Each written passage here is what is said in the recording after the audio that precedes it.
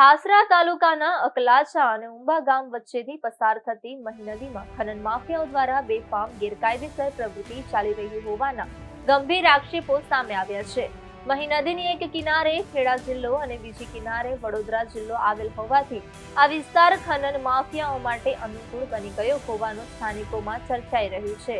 મહી નદીની એક બાજુથી બીજી બાજુ રેતી અને પથ્થરોનું ગેરકાયદેસર ખનન સરળતાથી કરી શકાય તે માટે નદીના પ્રવાહમાં જ ગેરકાયદેસર રસ્તો બનાવવામાં આવ્યો છે। આ રસ્તાનો ઉપયોગ ભારે વાહનો દ્વારા રેતી અને પથ્થરોની અવરજવર માટે કરવામાં આવી રહ્યો છે। સ્થાનિકોમાં પ્રશ્ન ઉઠી રહ્યા છે કે ખુલ્લેઆમ ચાલી રહેલી ગેરકાયદેસર પ્રવૃત્તિ અંગે વળગતા અધિકારીઓને જાણ નથી કે પછી અધિકારીઓ દ્વારા આંખ આડા કાન કરવામાં આવી રહ્યા છે।